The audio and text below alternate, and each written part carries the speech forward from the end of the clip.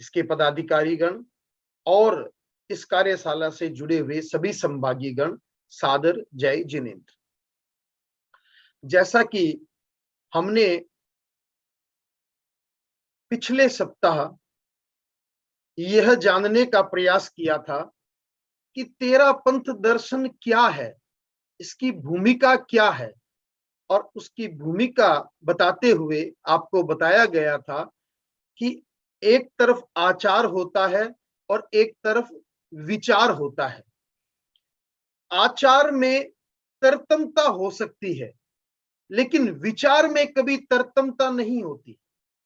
इसका आशय क्या होता है कि विचार यानी सिद्धांत वह हमेशा एक ही रहता है। अहिंसा धर्म है, यह एक सिद्धांत है, एक विचार है। इसमें कहीं भी एक बिंदु जितना भी फर्क नहीं आ सकता। हाँ, अहिंसा के आचरण में, अहिंसा के पालन में वहां थोड़ा फर्क आ सकता है, वहां तरतमता आ सकती है। तो इसलिए आचार से ज्यादा विचार को महत्व दिया गया। विचार का बड़ा महत्व है। यदि हम सही विचार को नहीं समझेंगे, सही सिद्धांत को नहीं समझेंगे, तो हमारा आचरण भी सही नहीं हो पाएगा। इसलिए हम सही सिद्धांतों को समझें, सही विचारों को समझने का प्रयास करें।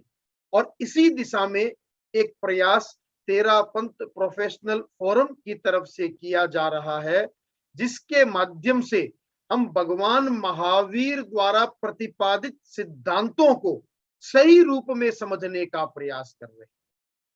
हमारे तेरा पंथ धर्म संघ के प्रथम आचार्य श्री भिक्षु ने कोई नई बात नहीं बताई, किंतु उन्होंने भगवान महावीर के सिद्धांतों को, भगवान महावीर के विचारों को सही रूप में हम सबके सम्मुख प्रस्तुत किया।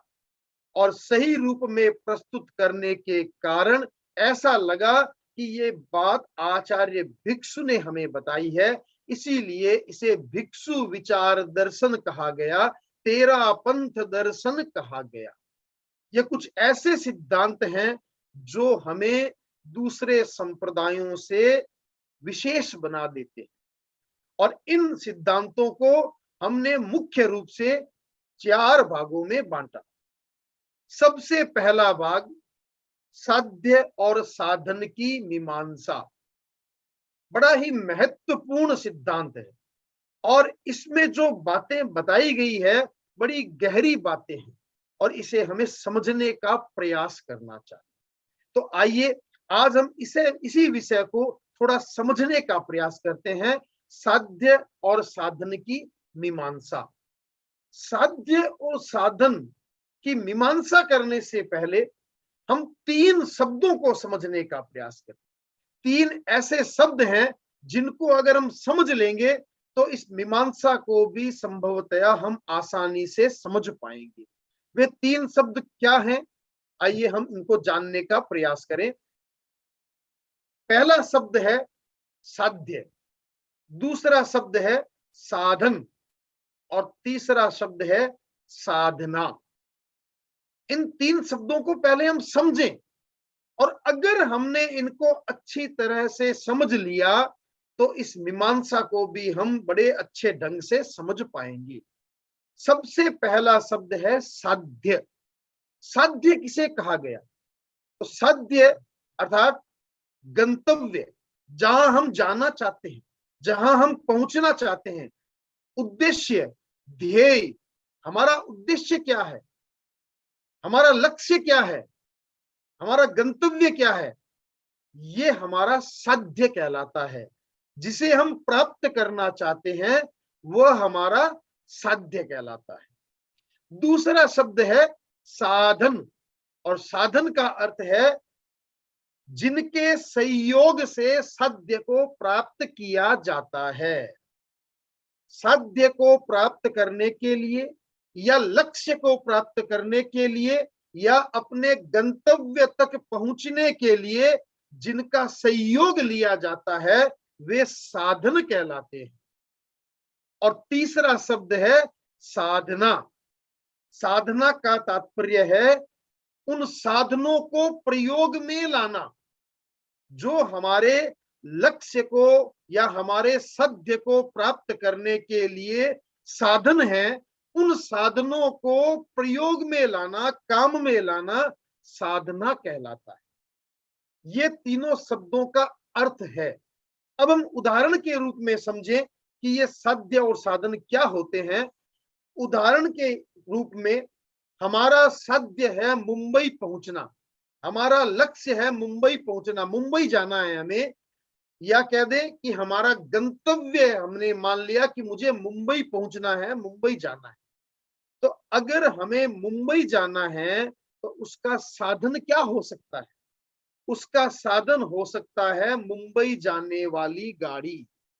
यदि हम मुंबई जाने वाली गाड़ी में बैठेंगे तो हम मुंबई पहुंच पाएंगे। और यदि हम मुंबई से विपरीत दिशा में जाने वाली गाड़ी में बैठ जाएंगे तो क्या हम मुंबई पहुंच पाएंगे? कभी नहीं पहुंच पाएंगे। इसका तात्पर्य क्या है? इसका तात्पर्य यह है कि जो हमारा साध्य है उस साध्य को प्राप्त करने के लिए साधन भी उसके अनुरूप होने चाहिए। यदि साधन उसके अनुरूप नहीं है तो हम अपने साध्य को प्राप्त नहीं कर सकते।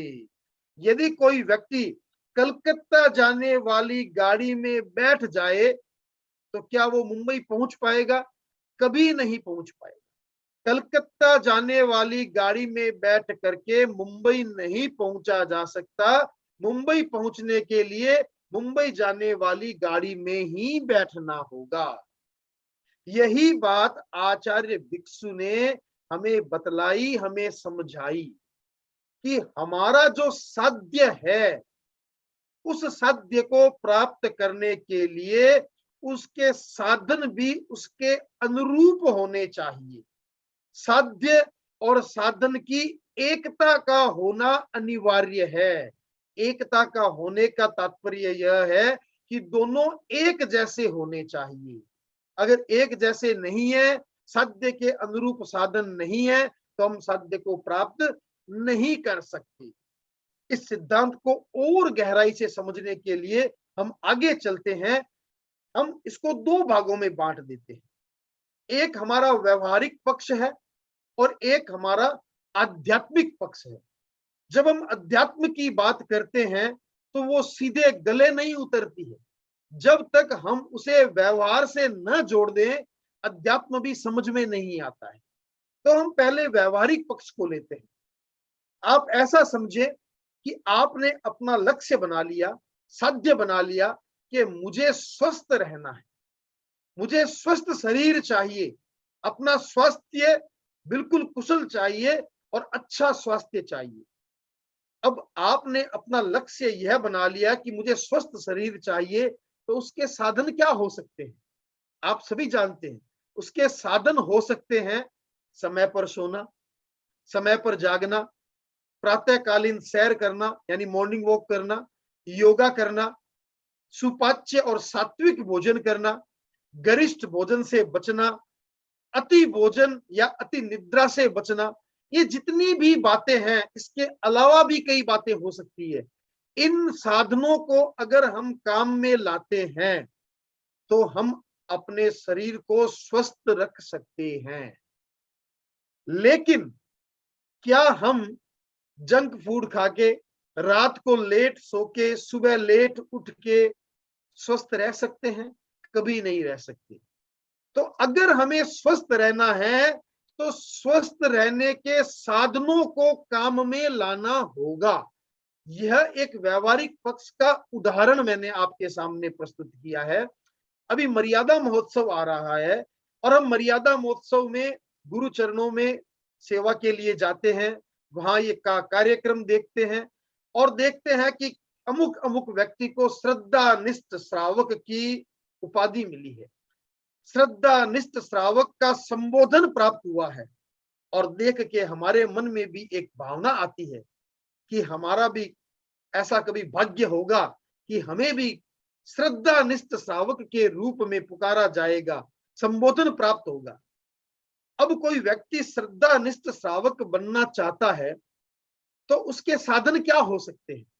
उसके साधन हो सकते हैं देव, गुरु और धर्म के प्रति अगाध श्रद्धा का होना।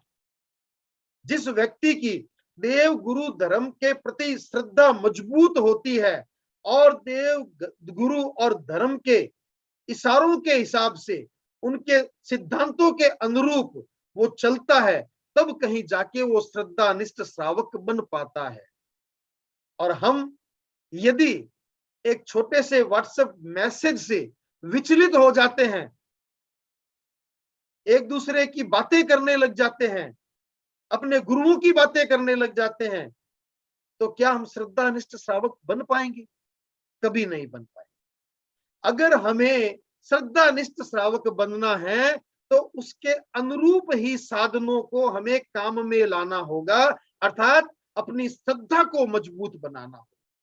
ये छोटी छोटी बातें मैंने आपको व्यवहारिक पक्ष बताया है। मूल बात है आध्यात्मिक पक्ष। अध्यात्म के क्षेत्र में साध्य और साधन का क्या महत्व है, इस बात को हमें समझना है। तो आध्यात्मिक पक्ष की जब हम बात करते हैं तो सबसे पहला बिंदु है जीवन और मरण। जीवन और मरण के द्वारा आचार्य भिक्षु ने हमें क्या समझाने का प्रयास किया, इस बात को आप समझने का प्रयास करें। एक प्रश्न आपके लिए है कि क्या आप जीना चाहते हैं? आपका उत्तर क्या होगा? यदि मैं आपको कहूं कि यदि आप जीना चाहते हैं तो अपना हाथ खड़ा करें, सभी के हाथ खड़े हो जाए, कोई हाथ नीचे नहीं रखेगा। और यदि मैं आपको दूसरा प्रश्न और कहूं कि क्या आप मरना चाहते हैं, अब किसके हाथ खड़े होंगे? किसी का भी हाथ खड़ा नहीं होगा। ऐसा क्यों? जीना सभी चाहते हैं और मरना कोई नहीं चाहता। आप इस बात को समझिए, जीना सभी चाहते हैं लेकिन मरना कोई नहीं चाहता। यह हमारी रुचि का विषय तो हो सकता है किंतु वास्तविकता नहीं हो सकता। वास्तविकता क्यों नहीं हो सकता? वह इसलिए नहीं हो सकता कि जो जीना चाहते हैं वस्तुतः वे मरना भी चाहते हैं। आपको यह सुनकर अच्छा नहीं लगेगा, किंतु आप चिंतन करें। आप जानते हैं कि जो व्यक्ति जन्म लेता है वो एक दिन अवश्य ही मरण को प्राप्त होता है। ये बात हम जानते हैं। तो जब हम जानते हैं तो हम यह चिंतन क्यों करें कि जीना तो चाहते हैं लेकिन मरना नहीं चाहते? इसका तात्पर्य यह है कि यह हमारी रुचि है, जीने में हमारी रुचि है लेकिन मरने में हमारी रुचि नहीं है। वास्तविकता यह है कि जो व्यक्ति जीना चाहता है वो मरना भी चाहता है। तो इस जीने और मरने से साध्य और साधन का क्या संबंध है, इस बात को हम जानने का प्रयास करें। अगला प्रश्न यदि मेरा आपसे हो कि हमारा साध्य क्या है, जीवन है या जीवन से मुक्ति है? बड़ा गहरा प्रश्न है। अभी आपसे पूछा गया कि क्या आप जीना चाहते हैं, सभी ने हाथ खड़े कर दिए कि हम जीना चाहते हैं। अब दूसरा प्रश्न है कि आपका साध्य क्या है, आपका लक्ष्य क्या है, जीवन है या जीवन से मुक्ति है? तब आपका उत्तर होगा हमारा लक्ष्य है जीवन से मुक्ति। और अगर आपका लक्ष्य जीवन से मुक्ति है तो इसको किससे प्राप्त किया जा सकता है? मोक्ष को किससे प्राप्त किया जा सकता है? इसको संयम से प्राप्त किया जा सकता है, असंयम से कभी भी प्राप्त नहीं किया जा सकता। भगवान महावीर ने मोक्ष प्राप्ति के 4 मार्ग बताए हमें: ज्ञान, दर्शन, चारित्र और तप। हम संक्षेप में अगर बात कहें तो मोक्ष का एक ही साधन है और वो है संयम। संयम के द्वारा मोक्ष को प्राप्त किया जा सकता है, जीवन से मुक्ति को प्राप्त किया जा सकता है। अब हमने अभी जीने की इच्छा की, जीने और मरने की इच्छा की। जीने और मरने की वांछा करना असंयम होता है। तो अब यहां पे देखिए विरोधाभास है। एक तरफ तो हम जीवन से मुक्ति चाहते हैं, मोक्ष को प्राप्त करना चाहते हैं और दूसरी तरफ हम असंयम की इच्छा कर रहे हैं, जीने की इच्छा कर रहे हैं, मरने की इच्छा कर रहे हैं। और जीने और मरने की इच्छा करना असंयम की इच्छा करना है। तो असंयम की इच्छा करके जीवन से मुक्ति को कैसे प्राप्त कर सकते हैं, इस बात को आप समझने का प्रयास करें कि हम अपना उद्देश्य तो बताते हैं मोक्ष को प्राप्त करना, मुक्ति को प्राप्त करना, और हमारे मन में भावना क्या है? हमारे मन में भावना है जीने की, जीने और मरने की भावना करना असंयम की इच्छा करना है। और असंयम के द्वारा कभी भी जीवन से मुक्ति को प्राप्त नहीं किया जा सकता।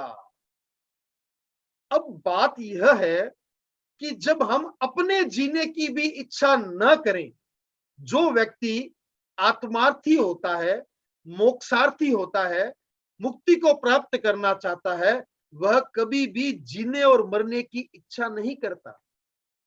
तो जब अपने जीवन की इच्छा नहीं करे तो फिर दूसरों की जीने की इच्छा करने में धर्म कैसे हो सकता है? थोड़ी गहराई से इस बात को समझने का प्रयास करें।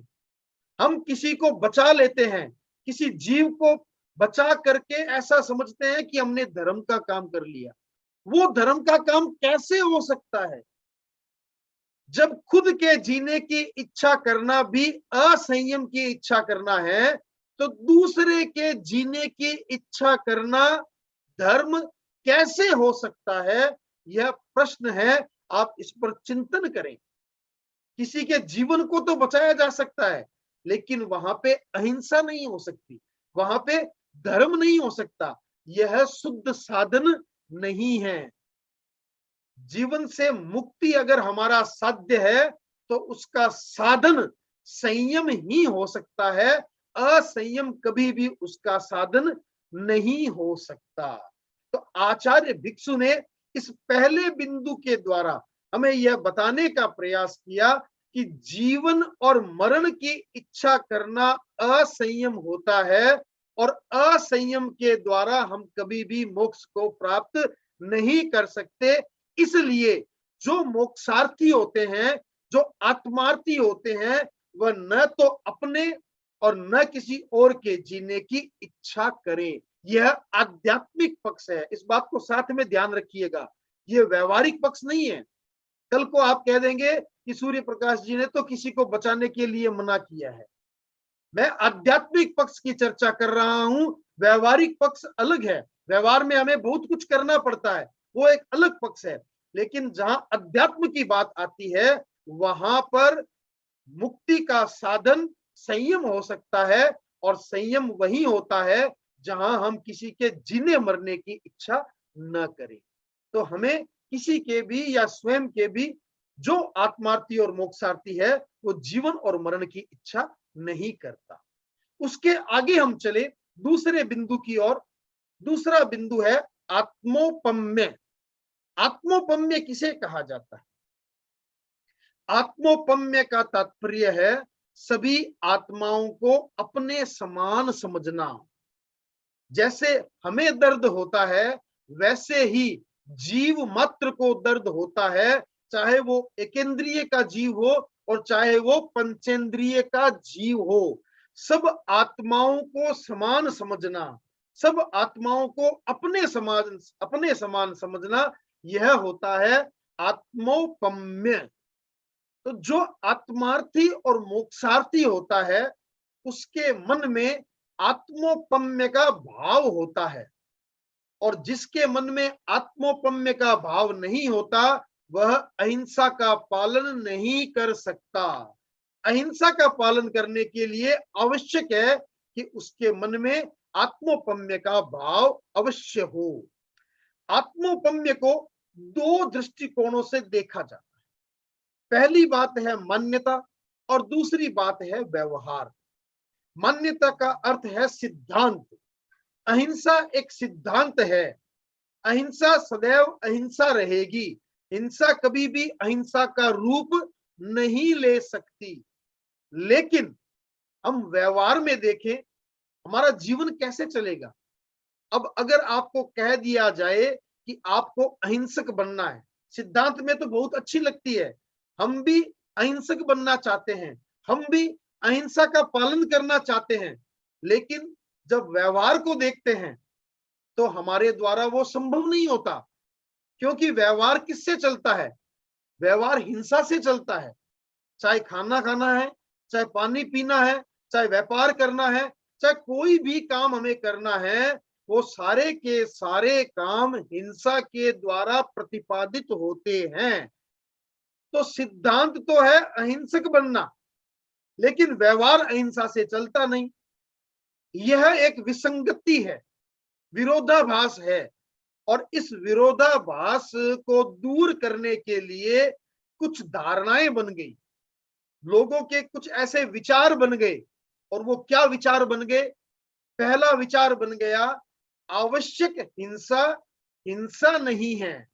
ऐसी एक धारणा बन गई, आवश्यक हिंसा हिंसा नहीं है। आचार्य भिक्षु ने कहा, यदि आवश्यक हिंसा को अहिंसा मान लिया जाए तो फिर हिंसा तो कहीं रहेगी नहीं, क्योंकि आवश्यकता की कोई सीमा नहीं है। एक व्यक्ति 1000 रुपए में अपना गुजारा कर लेता है, अपनी आवश्यकताएं पूरी कर लेता है। और एक व्यक्ति ऐसा है जो लाख रुपए में भी अपनी आवश्यकताएं पूरी नहीं कर पाता। और एक व्यक्ति ऐसा भी है जो करोड़ों रुपए में भी अपनी आवश्यकताओं की पूर्ति नहीं कर पाता। तो यदि आवश्यक हिंसा को अहिंसा मान लिया जाए तो फिर तो हिंसा कहीं रहेगी नहीं।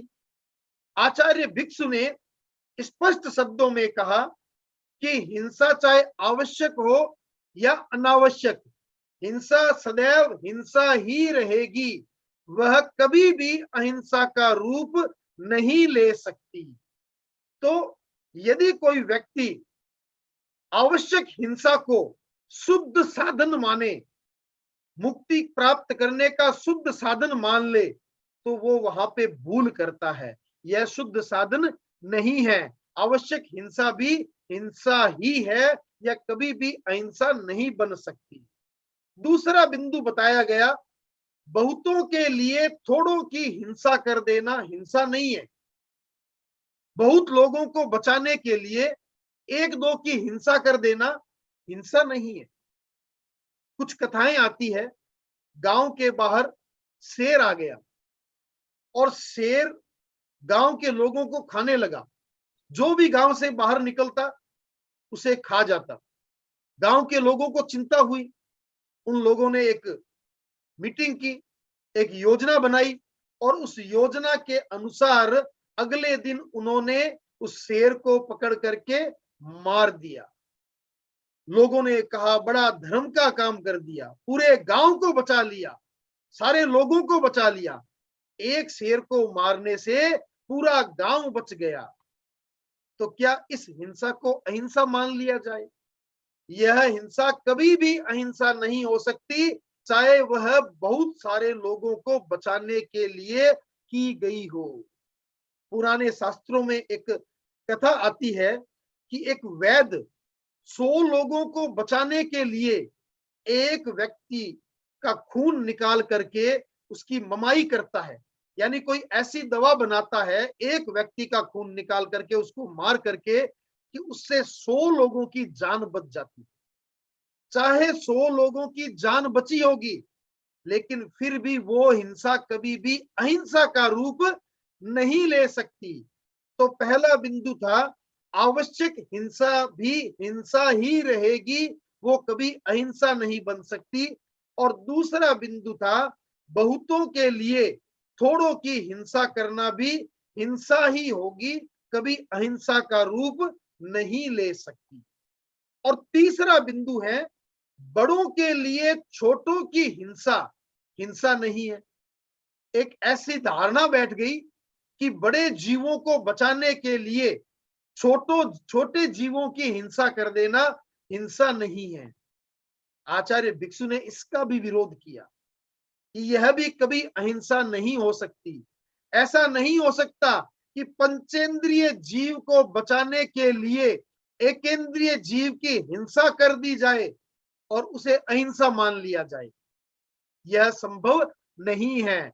चाहे एकेंद्रीय जीव की हिंसा है, चाहे दो इंद्रिय जीव की हिंसा है, हिंसा हर हाल में हिंसा रहेगी।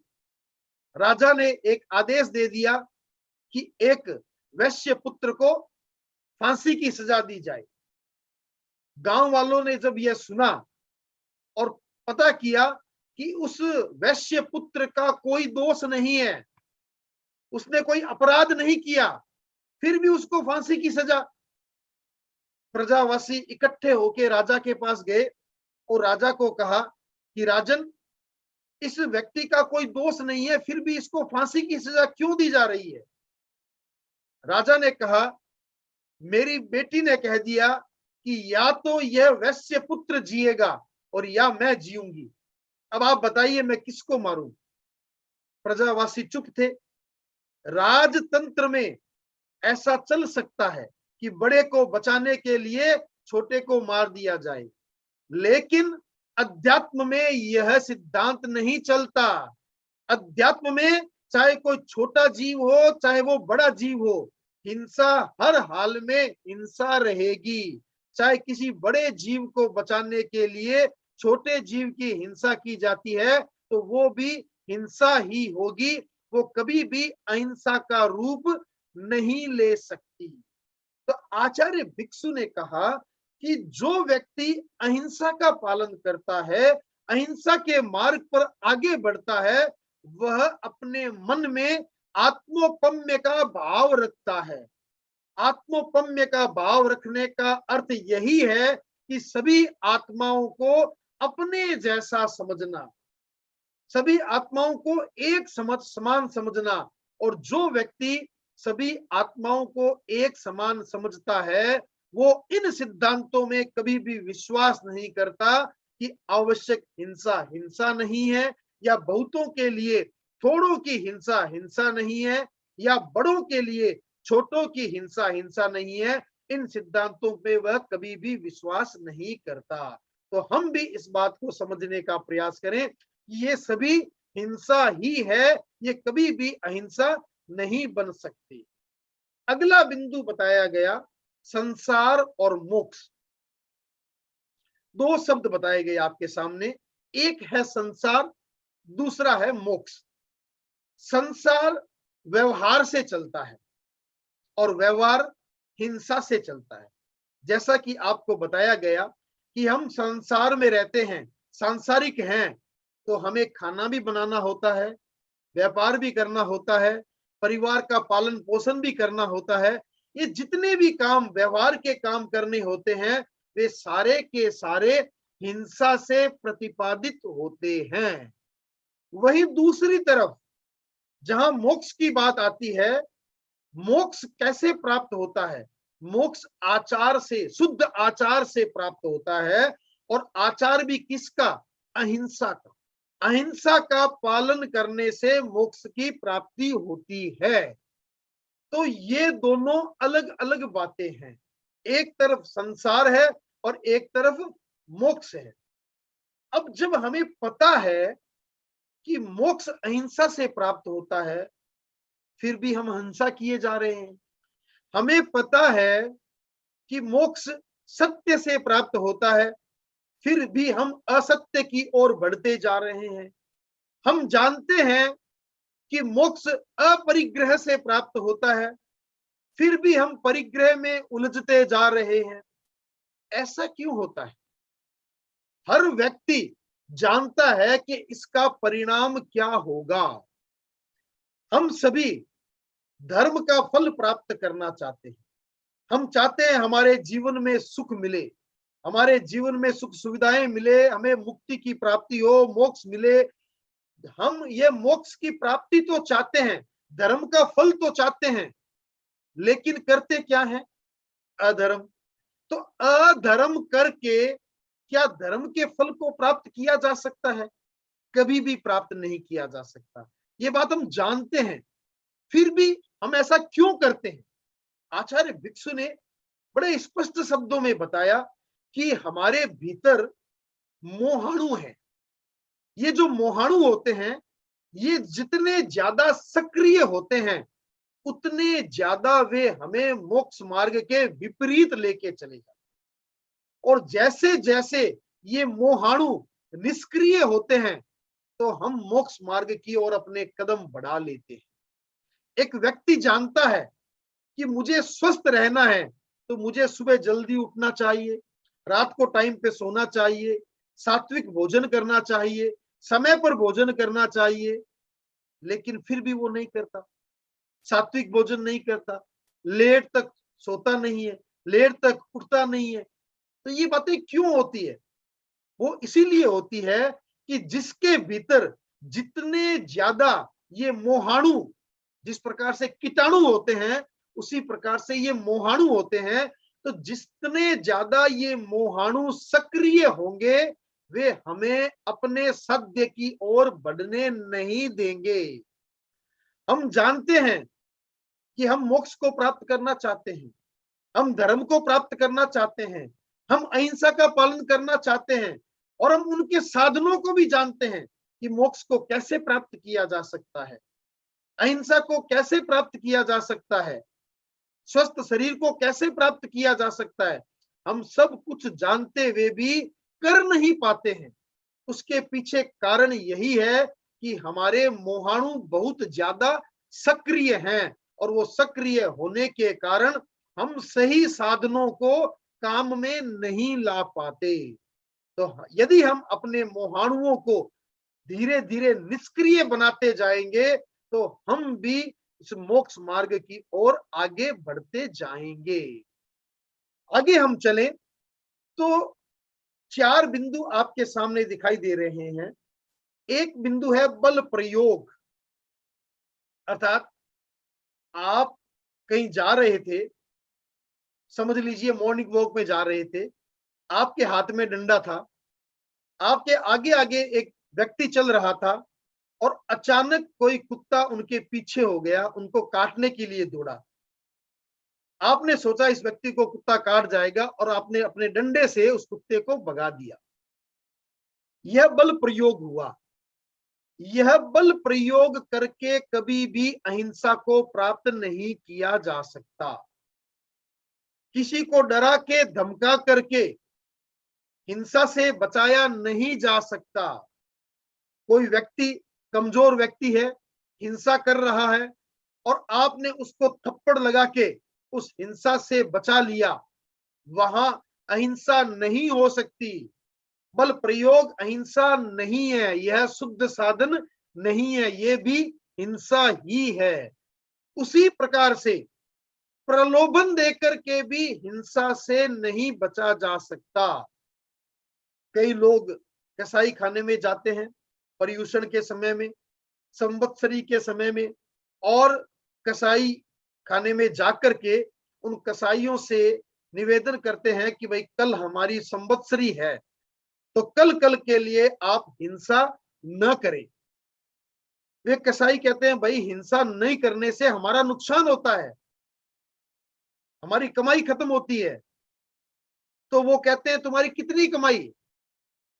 अगर कसाई कह दे कि मेरी रोज की 10,000 रुपए की कमाई है, तो लोग उनको 10,000 रुपए देके उस दिन हिंसा से बचा लेते हैं। यह शुद्ध साधन नहीं है।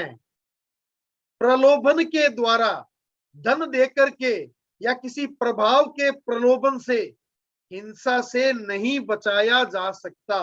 यह शुद्ध साधन नहीं है।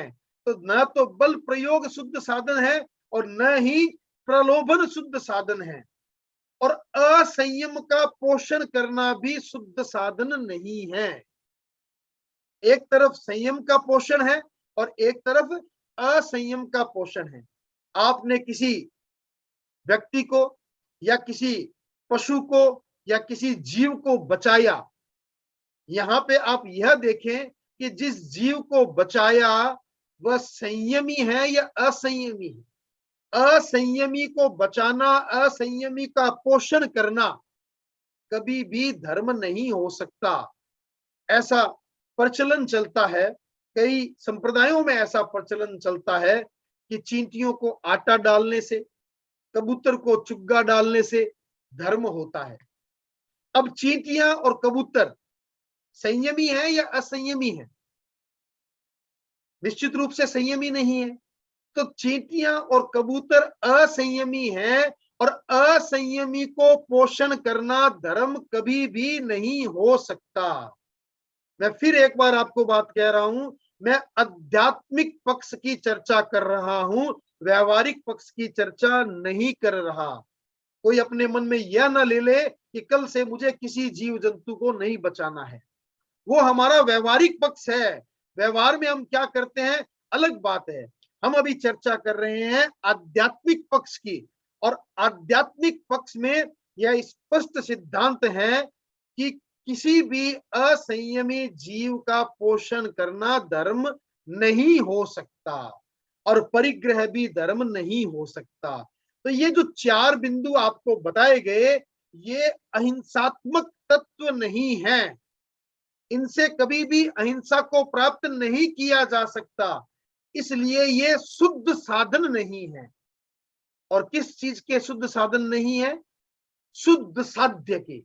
शुद्ध साध्य का अर्थ है मुक्ति को प्राप्त करने के, मोक्ष को प्राप्त करने के ये शुद्ध साधन नहीं है। और क्यों नहीं है? क्योंकि ये अहिंसात्मक तत्व नहीं है। इनका संबंध हिंसा के साथ है, और हिंसा के साथ संबंध होने के कारण ये साधन शुद्ध नहीं हो सकते। तो फिर शुद्ध साधन कौन से होंगे? हम आगे चले। पहला है हृदय परिवर्तन। यह शुद्ध साधन है, हृदय परिवर्तन।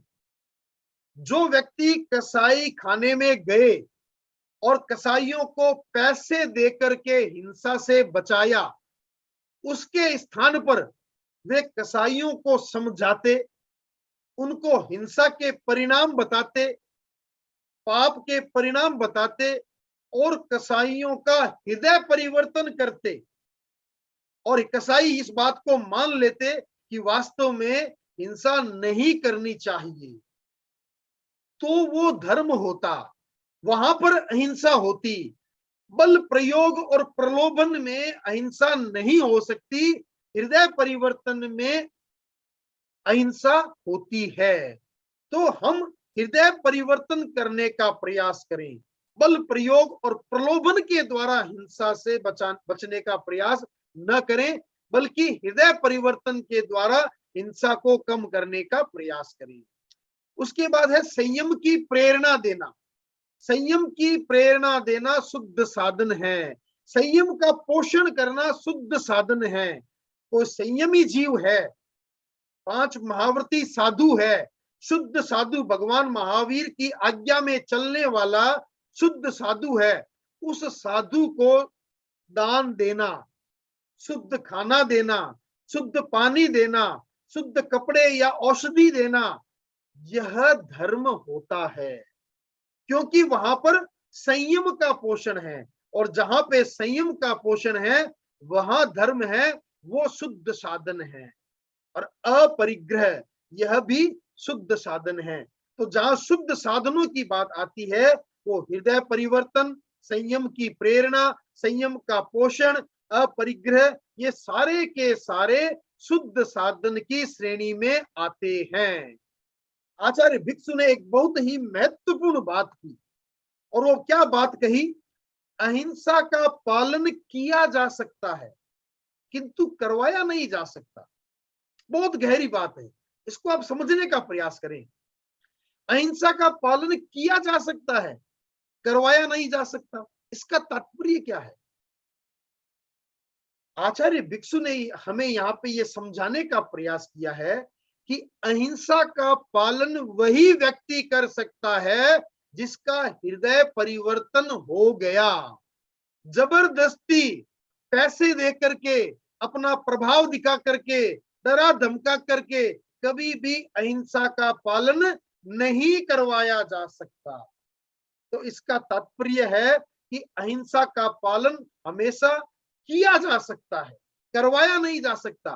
क्योंकि जो भी अहिंसा का पालन करेगा, इसका अर्थ यह है कि उसका हृदय परिवर्तन हो गया, और वो अपने मन से अहिंसा का पालन कर रहा है।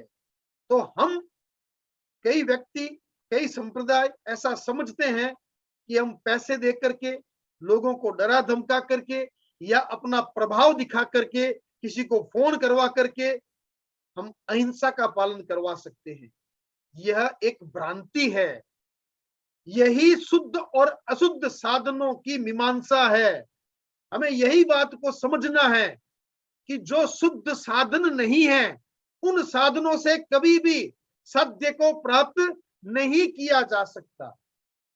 जो व्यक्ति आत्मार्थी और मोक्षार्थी है, मोक्ष को प्राप्त करना चाहता है, उसे इन्हीं साधनों को काम में लेना होगा, हृदय परिवर्तन को काम में लेना होगा।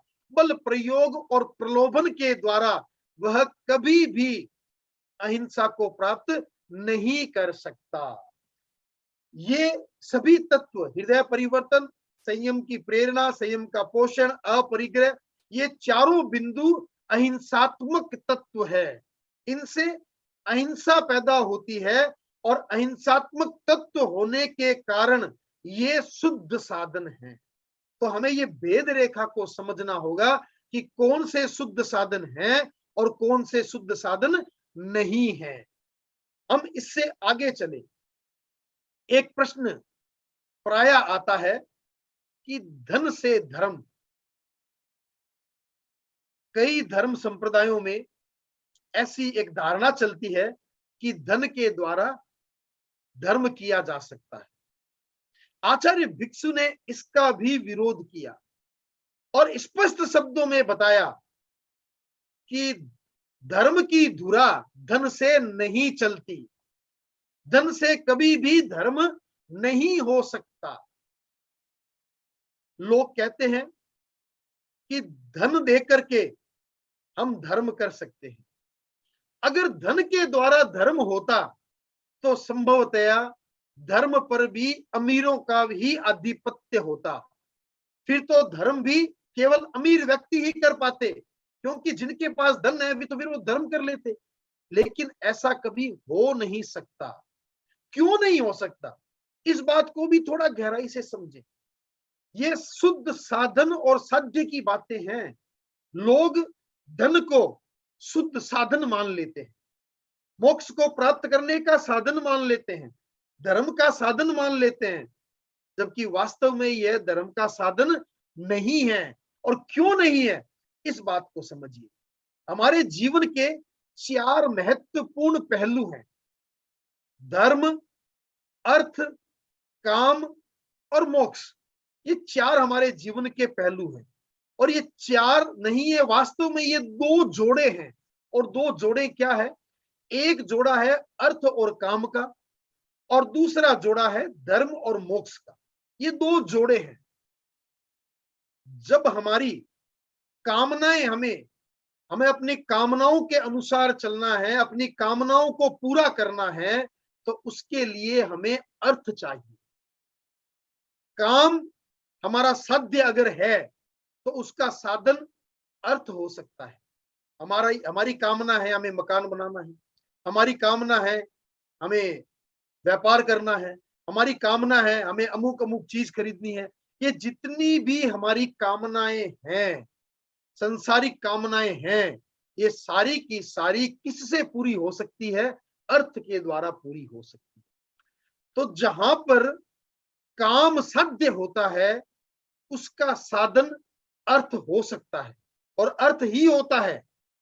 लेकिन जहां साध्य मोक्ष की प्राप्ति है, उसका साधन धर्म हो सकता है।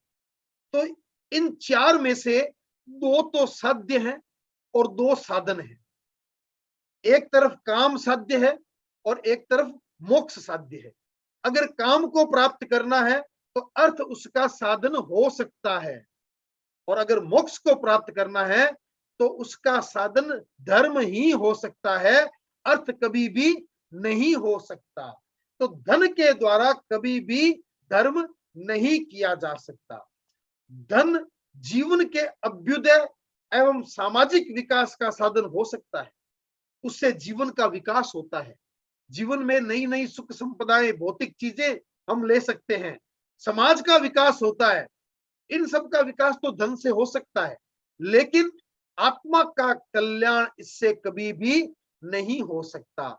अगर धन के द्वारा धर्म होता तो भगवान महावीर की पहली वाणी खाली क्यों जाती?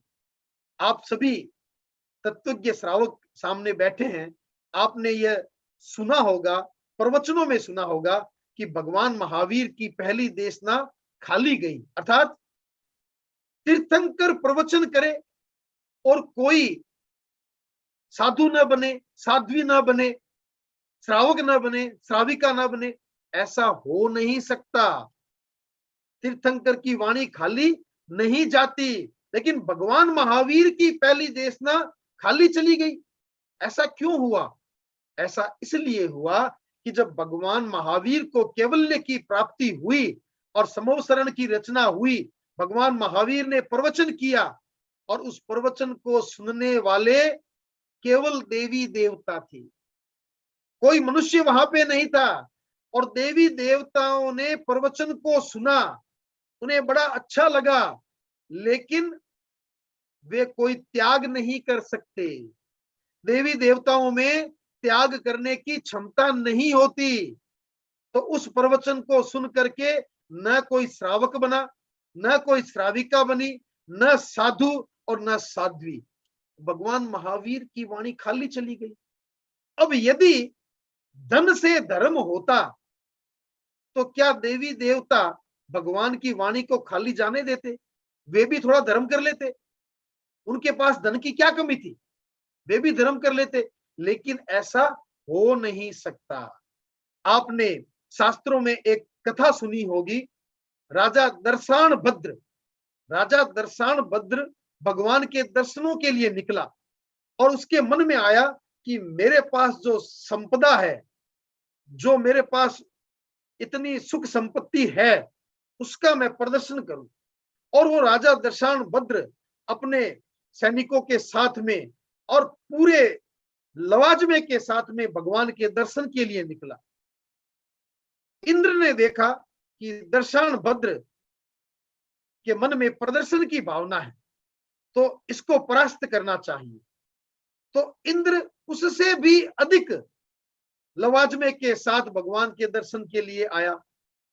अब दर्शान भद्र ने देखा कि इंद्र ने तो मुझे परास्त कर दिया, मैं इसको परास्त कैसे करूं, क्योंकि संपत्ति तो इसके पास ज्यादा है, इंद्र के पास क्या कमी है, तो मैं संपत्ति से तो इसको परास्त कर नहीं सकता। तो उसने दिमाग में एक चिंतन किया और चिंतन करके तुरंत भगवान के सम्मुख प्रस्तुत हुआ और हाथ जोड़ करके भगवान से बोला कि भगवान मुझे दीक्षा प्रदान करवाएं। और भगवान ने राजा दर्शान भद्र को दीक्षा प्रदान की, वैरागी संत बन गए, वैरागी मुनि बन गए और इंद्र देखता रह गया। इंद्र परास्त हो गया। क्यों परास्त हो गया?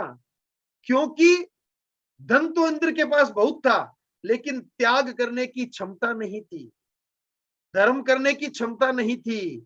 तो इसलिए अगर धन से धर्म होता तो उस दिन इंद्र भी राजा दर्शान भद्र को परास्त कर सकता था, लेकिन ऐसा हो नहीं सकता। न भूतो न भविष्यति, किसी भी काल में धन से धर्म नहीं हो सकता। धर्म संसार को घटाने का काम करता है और धन संसार को बढ़ाने का काम करता है। एक तरफ धन है, एक तरफ धर्म है। हमारे जीवन में धन की अपनी एक आवश्यकता है, सामाजिक जीवन में आवश्यकता है, व्यवहारिक जीवन में आवश्यकता है, लेकिन जहां पर आध्यात्मिक धर्म की बात आएगी, वहां पे धन के द्वारा अध्यात्म को कभी भी प्राप्त नहीं किया जा सकता।